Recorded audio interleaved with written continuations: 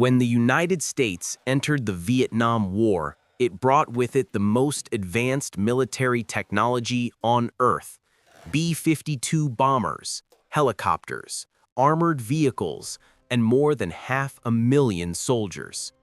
Yet, despite overwhelming firepower, the U.S. found itself facing an enemy that seemed to vanish into thin air, strike without warning, and endure against all odds. How did a force with limited equipment manage to outsmart one of the most powerful militaries in history?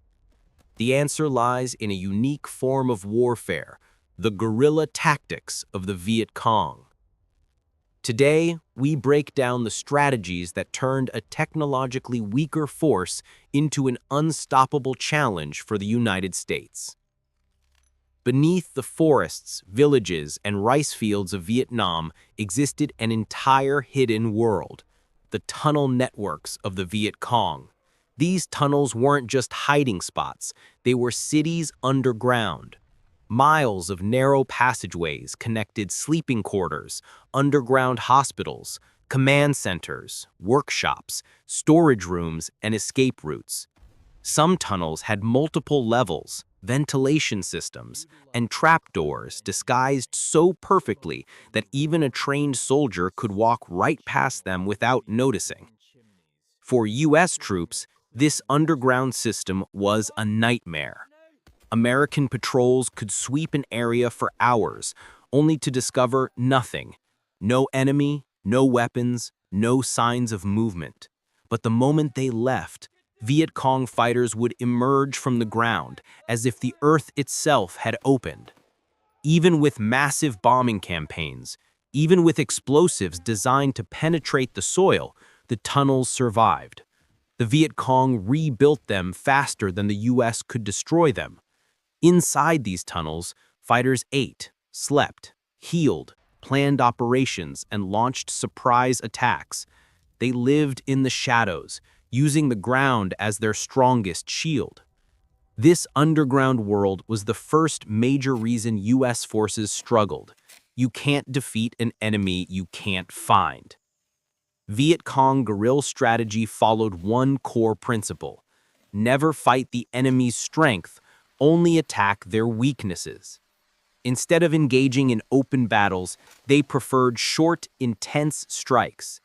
An ambush could last only 30 seconds, just long enough to injure the enemy, shake their confidence, and force them to react.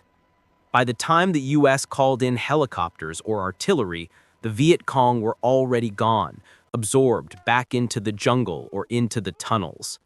These attacks often followed a predictable but highly effective pattern: strike suddenly, cause maximum confusion, retreat instantly, disappear before the enemy responds. To American soldiers, it was exhausting.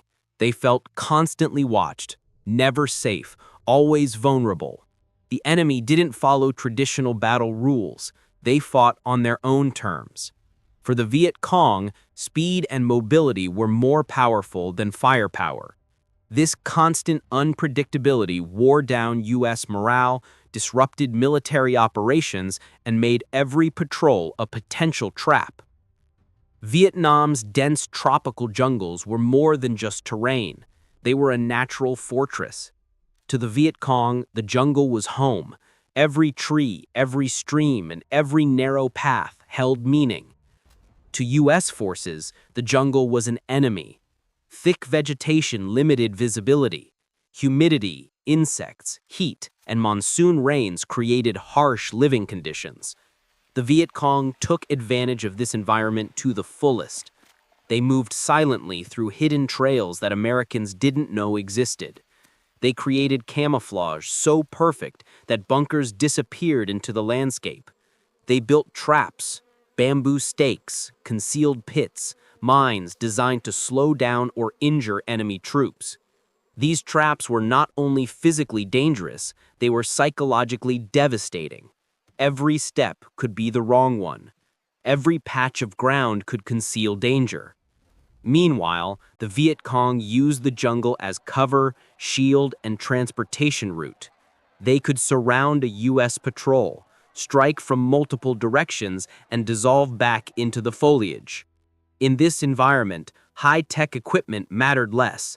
Local knowledge, passed down through generations, became a decisive advantage. The jungle didn't just protect the Viet Cong, it fought alongside them. One of the most effective strategies of the Viet Cong was simple yet difficult for U.S. forces to counter. They blended in with ordinary civilians. There was no clear front line, there were no uniforms in many cases.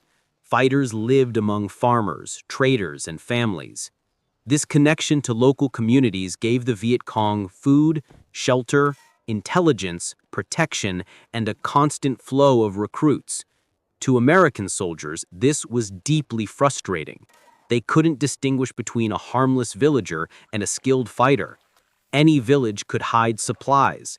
Any farmer could carry information. Any child could deliver coded messages.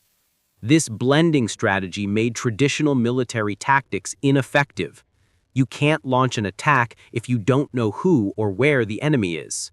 For the Viet Cong, the population was more than support.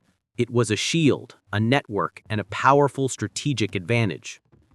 The Viet Cong understood something crucial. They didn't need to win the war quickly. They only needed to avoid losing. The longer the war dragged on, the more it strained the United States. American troops suffered from exhaustion, disease, harsh conditions, and decreasing morale. Supplies stretched thin, casualties continued to rise. And back home, public opinion shifted dramatically against the war. Anti-war protests spread across American cities.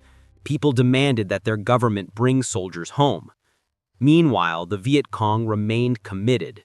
They accepted hardship, lived with minimal resources, and embraced the idea of a prolonged struggle. Their strategy turned U.S. strengths into weaknesses. Heavy equipment required costly maintenance. Large bases needed constant supplies. Technology couldn't penetrate the jungle or expose the tunnels. The Viet Cong didn't fight for quick victory, they fought for endurance. And over time, endurance became more powerful than firepower. In the end, the Viet Cong's success wasn't due to superior weapons or numbers. It came from adaptation, creativity, and a deep understanding of their environment and their people. Underground tunnels, hit-and-run tactics, mastery of the jungle, support from local communities, and a strategy built on patience. These elements combined into a form of warfare the United States was not prepared for. This is how the Viet Cong outsmarted one of the world's most powerful armies and changed the course of modern military history.